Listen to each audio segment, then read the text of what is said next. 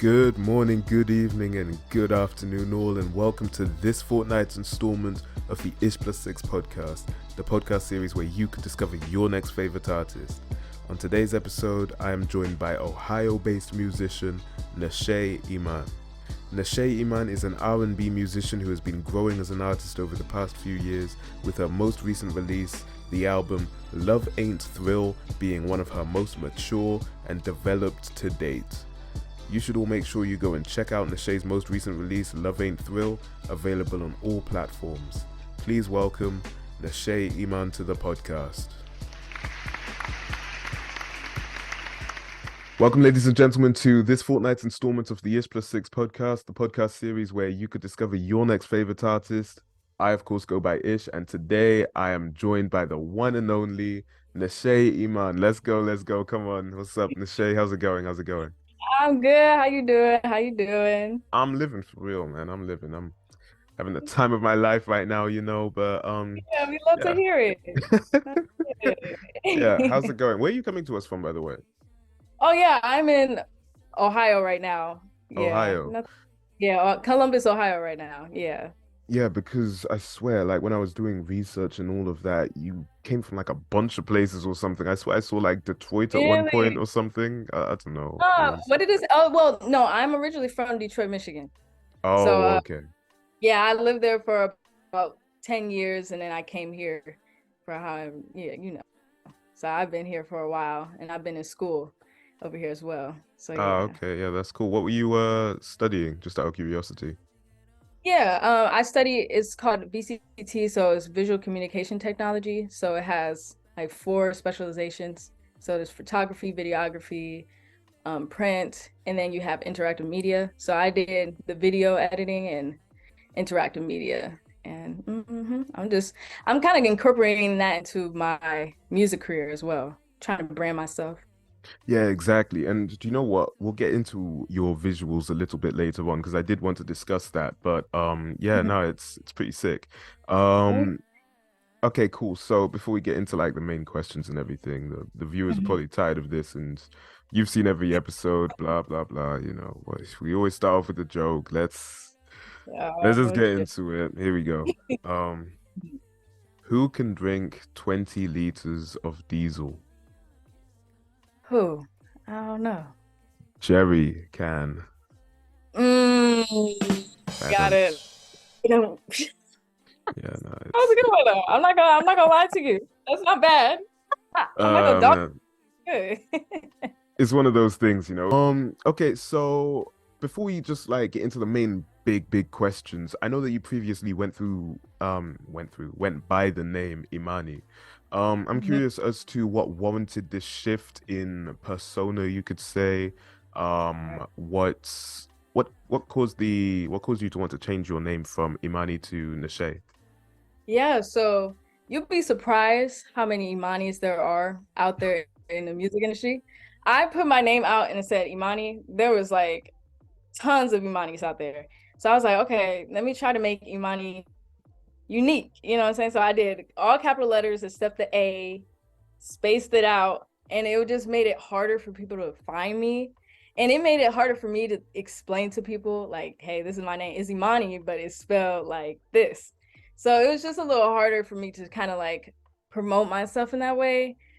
So somebody gave me an idea of just changing my name altogether. And I was like, okay, let me just see. And I also was switching my style a bit. I didn't work with my I had an engineer before and I was like, okay, trying to change my style, trying to change my like whole, I don't know, just voice in general. So I was like, okay, a new name would be pretty good, but I wasn't sure how everybody would take it.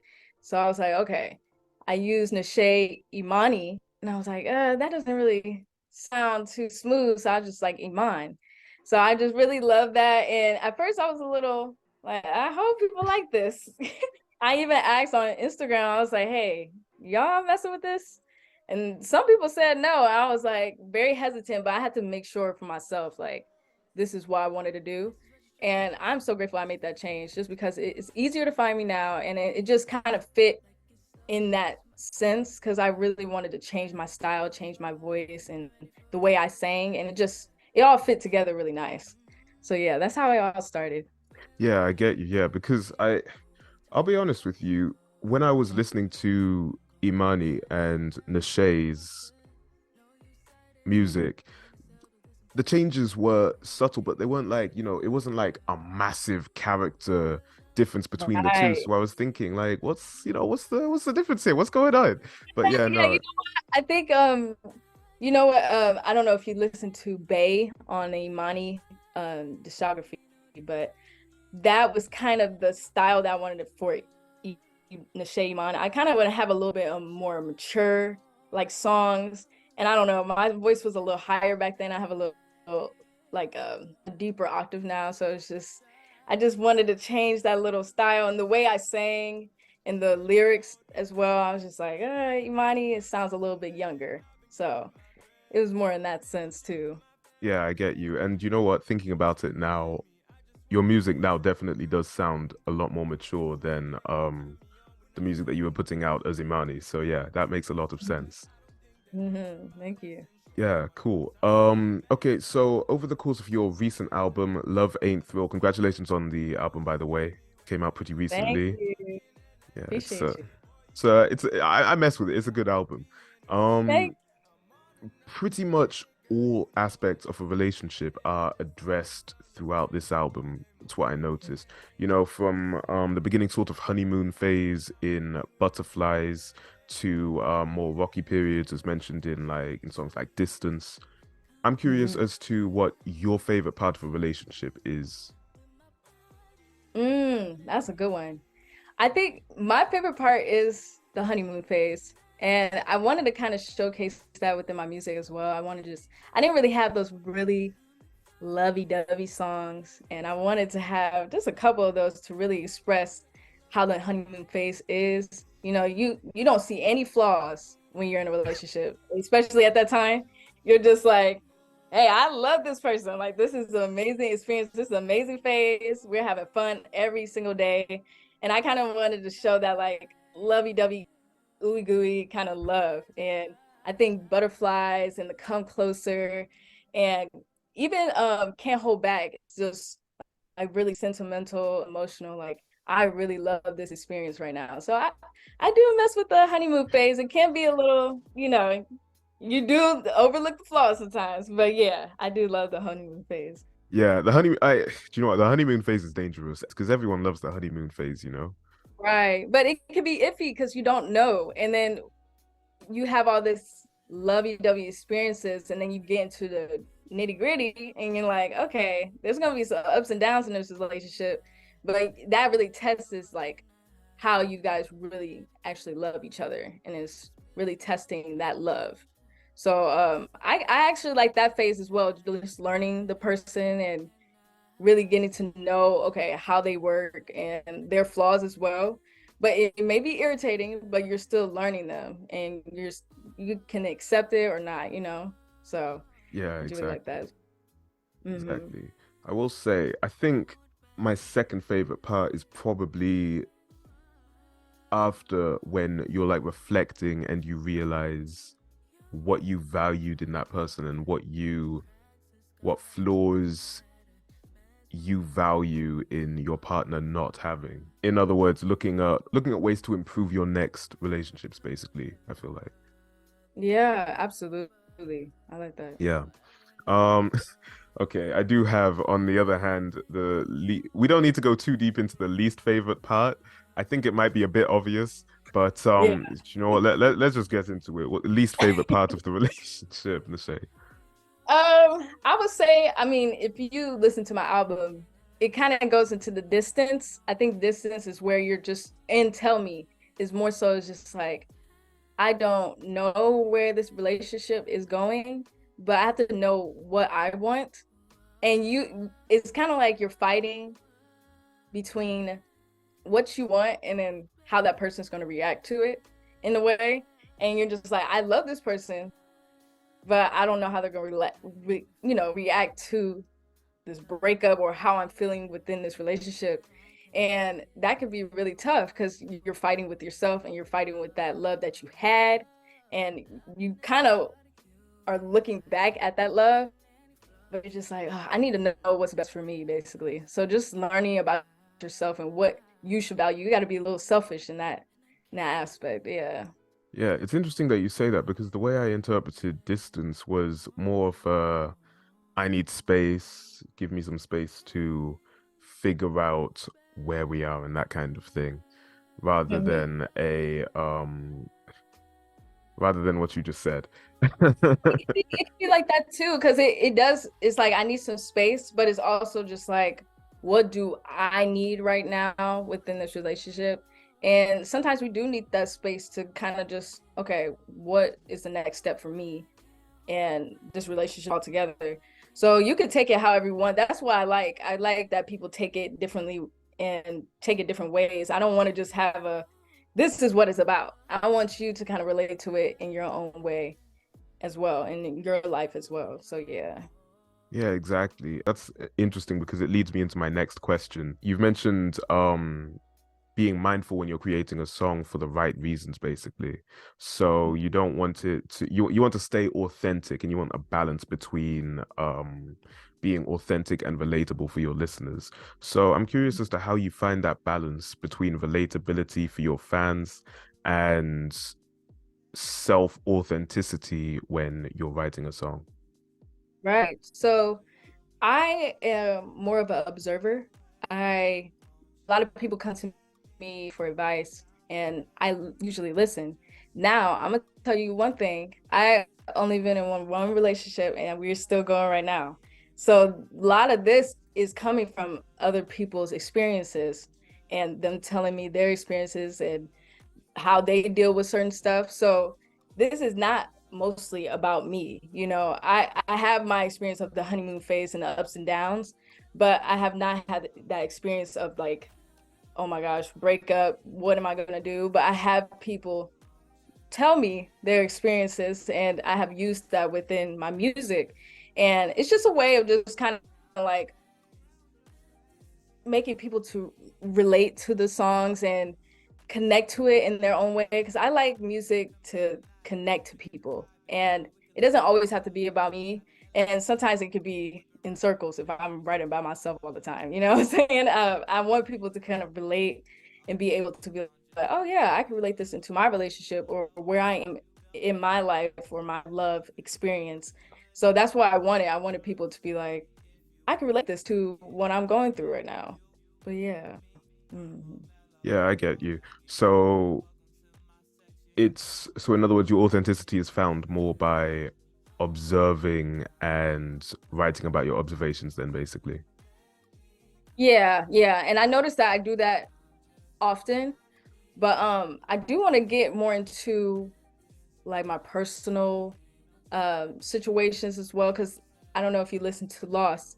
Lost is something that was very personal to me, and it really went out to a wide crowd and expanded to so many people. And I was so grateful for that because that was such a vulnerable time for me.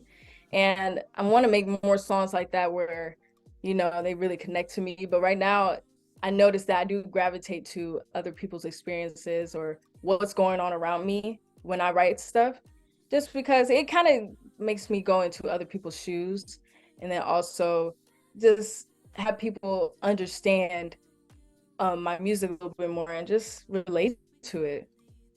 Yeah, Mhm. exactly, exactly. And yeah, it's interesting that you say that because Lost is, I'm pretty sure, your biggest track, if I'm not mistaken. And Yes.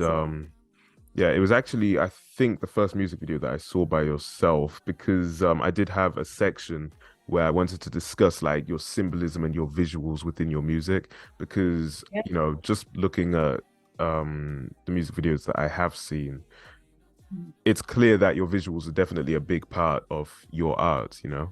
So, Mhm. you know what, we can get into that section actually. Yeah, let's Um, do it. cool. So I wanted to discuss some of the less obvious pieces of symbolism in your music video for Lost, in this next segment. And yeah, I guess we can just get into it, you know? Yeah, yeah. So just in general, or you're about to ask a question now? I'm sorry. Honestly, I was waiting for my chance to take a sip of water. I'm not gonna lie You're to good. you. You can take it. Take it. I'm all right here. I'm sipping on it. Yeah.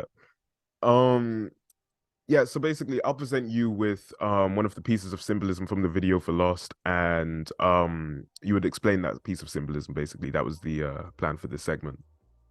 Okay, okay. Oh wait, hold on. Okay. Yeah, so for Lost, I think there was about, if I'm mistaken, it's been a while. I think it was one, two, three, four. Oh, it was four different visuals within those that kind of course throughout the whole music video.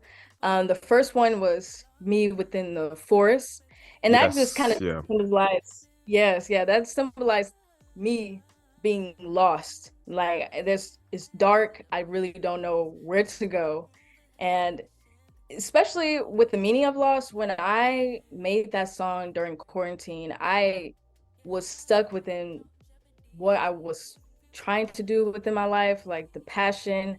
I was lost with what I wanted to do and what I was passionate about. And then also you're stuck at home. So it was just like, I don't know what I like. If I graduated now, what am I doing? So it was a lot of those moments where I was just like really stuck within my own mind and lost within my own thoughts. And that kind of symbolized like I did not know where to go. It was dark everywhere. I'm running from anything. It was more so like people who are trying to tell me what I should do. And I'm just like, I'm trying to run, but it's still dark and I don't know where I'm going. So that's how the forest, I think, scene kind of, that's how I really wanted to showcase the forest scene. Yeah. And then we had, I did want to go a little bit deeper into that because it did seem yeah, like you were running from some, that's what I had written down. It seemed like you were running from something. And yeah, so I suppose if I'm interpreting what you were saying just now correctly mhm, about, graduating and, not necessarily knowing where you would be going, perhaps it would right. be I don't want to, make assumptions, but perhaps like the future, maybe, or something like that. Is that, unless I'm mistaken? Oh no, no, no. Like the future was definitely like in my mind during that time. I did not know what my future held because I was really passionate about music and also in school, I didn't really focus in music. I was doing the visual communication technology. So I'm like, how am I supposed to connect these two? I wasn't really sure what I wanted to do within my major as well. We have four specializations too. So I was just kind of all over the place. It seemed like I was just going in a circle. And in school, they kind of tell you just one thing you should focus on and then you go with that. And I think that was my main problem because I liked everything. I couldn't just do everything, you know, and that's not just how life works, sadly, sometimes. But I was just lost within that circle, and you have different people telling you what you should do, what this is the plan, this and this and this. But I'm like, I don't like that plan. So I'm running away from that. I don't really want to deal with that. And I think that's what that scene was all about. Just people telling me things that I don't really want to hear. And I'm still trying to find my way, you know? Yeah, So yeah. exactly, exactly. Um, that's cool. Okay, so the next piece of symbolism that I noticed in the video was yourself being submerged underwater. And another sort of like sub symbolism piece that I noticed in that was you being in a blanket at the same time. That shook me a little bit because not only are Yeah. your clothes wet, but the blanket's wet as well. And it's like now I have to deal with this. Yeah. But yeah, tell me a Yeah. little bit about that. Yeah, so within that, wanted to show how it submerged within my own emotions. Like my emotions were basically taking over me, and I felt drowned out. And I wanted to showcase that. And it was so funny because that shot, it was taken so many times. I'm over here underwater for so long. I'm like, what is going on? But I wanted to showcase that. And then I actually had an idea to just wear all white because to just show like pureness or something like that. And it's just being submerged within this water that can possibly kill me. You know what I'm saying? It's just all the oceans can really bring a person down to their lowest point. And I wanted to showcase that. And then when I had the dress, I was like, this is not enough. And I remember the videographer, he was saying, like, hey, just drape yourself with this cloth And I just think that really helped out so much just because it kind of showed that I was struggling still. And especially me being submerged in water too. I think that kind of just symbolizes everything together, just being drowned out by your emotions. So yeah, that's why I wanted to showcase that within that scene. Yeah, exactly. And like the blanket being like almost swaddled in the blanket, it's like, I Right. don't know, it sort of like feels like it's referencing being a baby almost, like, you know, how babies are swaddled in blankets and that Ah, kind of thing. So yeah, it was mhm. definitely a piece of imagery that hits you pretty hard, you know. Right, right. I like that. Thank you. Yeah. Appreciate it. The last one that I did want to talk about was the cloned versions of yourself at the table, Yeah. sort of like, you know, talking in your ear, shouting, that kind of thing. Tell me a little bit about that. Yeah, so it's so funny because I was trying to figure out what I wanted to do for the scene because I wanted to make sure that people understood that I was fighting myself. This was all a battle of me. And I wanted to have two other people there to kind of look like me, but I'm like, within my major, I do the video editing. So I edited this whole video and I was like, okay, I think I can probably clone myself. And I remember my videographer, he said, try to do something like that. And he definitely helped out. Shout out to Jacob Sanders for that.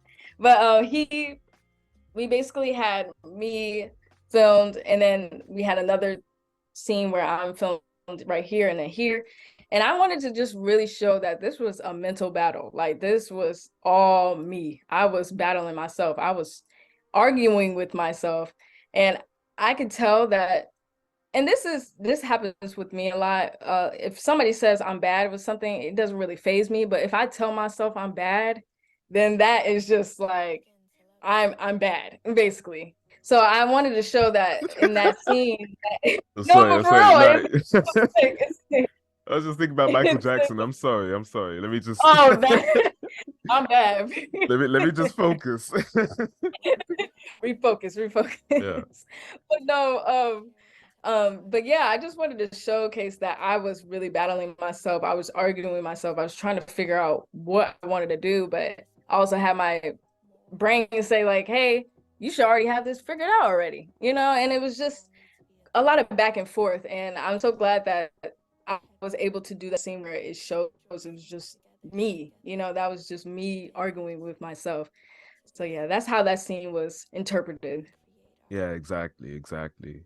Okay, if I cast my mind back, I do remember there being a clock scene, which, if I'm not mistaken, is that the final piece of imagery in that video that I'm missing Yes, out? yes, it is. Yeah. Mm-hmm. I feel like that one might be a bit of the more obvious pieces of symbolism, you know, with time passing and that kind of thing. But what was the reason for there being like more than one clock in the scene? I mean, that's a really good image though, having mo numerous clocks in the shot. But you know, just tell me a little bit about that. Yeah, so I think the clock scene was one of the first ideas I had for Lost. Yeah. I was having a hard time trying to figure out how to get all the clocks, but shout out to my friend Amity. She had a whole bunch of clocks, and I was like, this is perfect. I just hang it up Why? and I'll be No, but wait, pause. I'm sorry. Why is it what's up with that? Why did she just have so many clocks? Because I swear everyone just has a friend that happens to have like a I col swear I did not have just a no, it was crazy collection of the 'cause most mundane things. You know what I mean? yeah, yeah, no, I think she collects a lot of stuff and she's an artist as well. So she had a whole bunch of clocks, different colors. And I'm like, girl, can I have some of those? And it was perfect. It was so perfect because I was like, maybe I can go to Goodwill or something, some store to have some clocks. But I wanted them to look all different and just for the visual aspect of everything. But yeah, the clock is basically showing just like time running out. I'm losing all sense of time. You know what I'm saying? It's just I didn't really know what I wanted to do. And then during quarantine, time did not matter at that time. You know what I'm saying? So it was just a lot going on during that time. And yeah, I just wanted to really showcase that. And I'm so glad that we had all those clocks because I wasn't sure how I was gonna do all that. But yeah. Well, that's like something like a Nickelodeon show or something. Just someone that happens to have 50 clocks just She's like, hanging yeah, I have a whole around. box of them. I'm like, girl, Give that to me. Thank you. Yeah, exactly. That's crazy. I think the lost video, I don't know if I mentioned to you, I lost a lot of the files that I had for the for the videos for the music video. So a lot of them were corrupted. So I was like, so I had to refilm a lot of stuff. It was a lot. Yeah, no, that's a piss take, man, honestly. Because the thing is, right, a lot of the time I'm like, I'm gonna try and make it better than the previous version when that kind of thing happens. But then it's like it doesn't hit the same, you know? It don't hit. It don't hit. And I was so mad because I was trying to buy something to try to bring those files back, and it didn't even work. So I just wasted my money on that. It was just a whack time. Exactly, man. I swear that stuff never works. They're all like, yeah, it works every time. And they always have the testimonials on the website as well. And I was looking at the testimony. I'm like, well, this might work then, right? Ah, man, those testimonials never work. I swear. Like they have to be fake. They have to be like It have to made be up some from bots. It might be just them writing that out. exactly. Yeah. So sick, so sick. I want to talk a little bit more about the album. One of the things that I did notice, I'm pretty sure all of the songs on the album have yourself saying yessirski at the beginning of pretty much every song. Please tell me a little bit about that. Is it a beat tag? Is it like a little signature? Yeah, yeah. It's a little engineer tag. And shout out to Ocean Lang. He is so sweet. Yes, that's my engineer. Yeah, he just started his little, not just started, but I know when I first made transition, I think he just started his little tagline, which is yessirski, and he is so I love it so much. But yeah, that is his little tagline. It's so nice. Yeah, because it's nice. It's not one of those ones that like intrudes on the whole song, you know. Because I swear, Right. one of the things that I hate about a lot of music in this day and age, like a lot of these underground rappers and stuff, is the beat tag is just so out of place. It's like some random girl from like the middle of nowhere just being like, I love so and so, and like, Yes, I know exactly what you're talking about. the song could be talking about like the rapper's best friend dying tragically in a car accident or something, and it will just be some girl with her morning voice being like speed. Like, what are we talking about right now? exactly, man. But And the homie's talking about his dead friend. It's just like, no, that is not. I know what you're talking about. exactly. But I like the yessirski. The yessirski fits pretty nicely in there. So Yeah, I always thought that too. And he does it really well. It like blends in to the song pretty well too. exactly. It's mixed nice. Yeah. Because I was talking to another guy that I was interviewing about this a while ago. Like on Donda, I can't remember what song it was, but there was a song on Donda by Kanye, and literally, what's his name? Weezy Hour here. He just added his. That guy has one of the most out of place. I don't know why he's so big. He has one of the most. He has one of the most out of. Nah, it's calm. He has one of the most out of place beat tags in history. It's it's just like there. I don't know how to explain it. Yeah, he doesn't mix it or anything. He just copies and pastes it. Yeah, he's like, there it is. So y'all know. I want to talk about your other music video, your music video for Reasons. In that video, you address topics such as colorism, texturism, you know, all the Twitter buzzwords, I'm not gonna lie. But yeah. I want to talk about, well, what was your main motivation when it came to creating that video? Like what was the moment where you were like, you know what, I'm gonna make a video about this. I'm gonna make a whole song and a video about this. Tell me a little bit about that.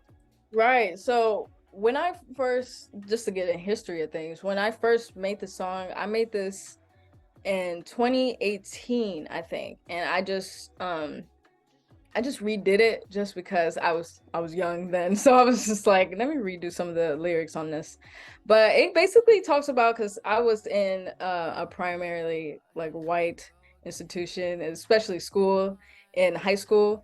So it was just a different experience. I think you can already know how that is, but it's just like, it was one of those things where I noticed right after school all the stuff that I actually went through that I didn't really think about until I was older. I'm like, dang, I actually kind of went through some stuff I didn't even know. And you don't think about it until it'll be like one of those crazy jokes. It'll be like, okay, teacher turns off the light.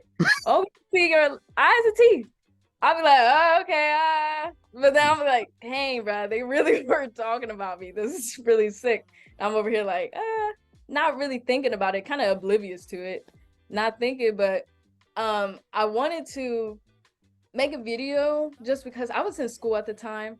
So when I was in school, they had the equipment and everything. I was like, let me kind of use, especially the student body in this music video. So I was using some people from film club and people who were in film majors, or even people who were working within videography and stuff like that, who wanted to edit and all that good stuff. So I was using basically the BGSU student body for this, and I just thought it was just going to be a really great experience to just show like what actually goes on.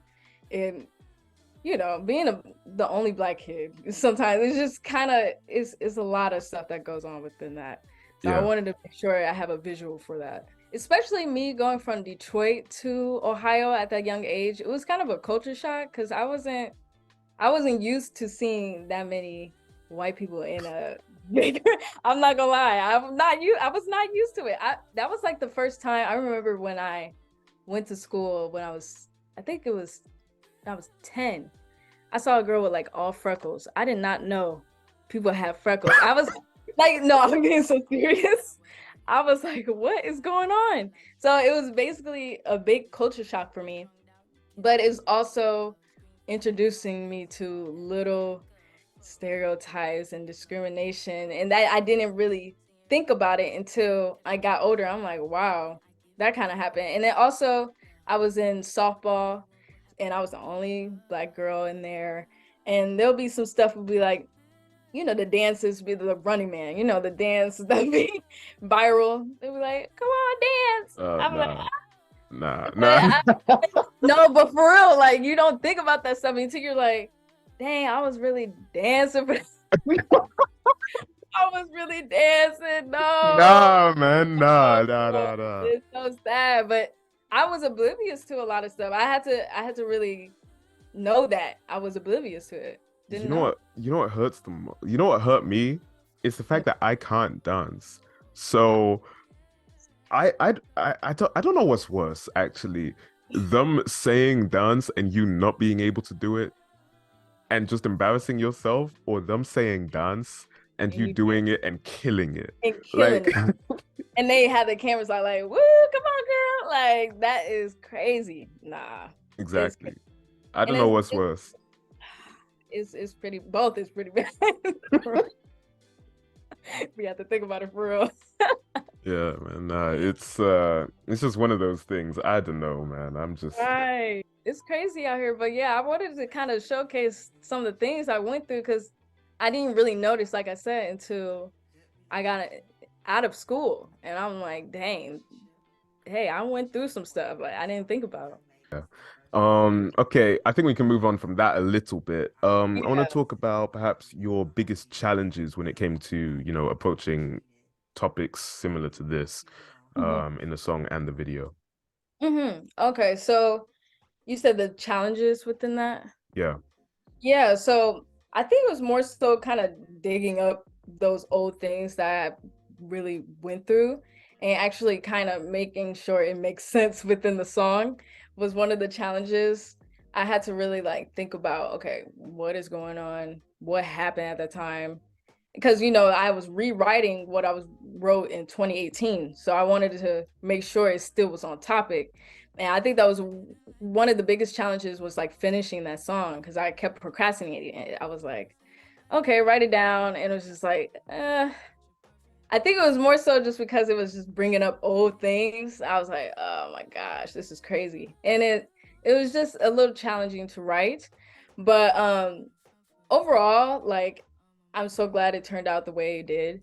And I was so glad that people actually connected to it as much as they did as well. And that's what I really want within my music. I want people to connect to it and be able to relate it to their experience as well. Yeah, exactly. Yeah, like you mentioned earlier, and even in a previous interview as well. Yeah, I have got one more question before I let you go on your way, Imani. And this is a question that I ask literally everyone on the podcast. And today's no different. So yeah, let's just get into it. So the whole world can hear you for 10 seconds. What do you say? Ooh, 10 seconds. Believe in yourself, dude. Don't let anybody bring you down, and make sure your confidence is what keeps you going. Don't let other people motivate you to do what you want to do. Like, make sure you motivate yourself because they're not going to be there all the time. It's just you. So make sure you are okay with your mental health and push yourself to do what you want to do. Be passionate. Absolutely, yeah. Oh, do you know what? I think that's a good place to end off this episode of the podcast, actually. Listeners of the IshPlusSix podcast, thank you for watching. Nshai, have you got anything else you'd like to say before we end off this episode? Yeah, so check out my album. It's out now. Love Ain't Thrill. It's on all platforms. I got social media and it's under Nshai Iman. So just check me out. Yeah, I'm the only Nshai out here. So you can find me now. Like, it's not Imani anymore. So go ahead and check me out. I'm on all platforms. And I hope you guys enjoy it. Just send me a DM. I'd love to hear feedback. Yeah, absolutely, guys. Absolutely. Make sure you send Nshai some feedback and make sure you go check out Imani's most recent album, Love Ain't Thrill, out now on all platforms. My personal favorite tracks are Test Drive, Tell Me, and Hold the Phone. Make sure you guys go check those ones out. And yeah, listeners of the IshPlusSix podcast, watchers, keep it real, and I will see you all later, alligators.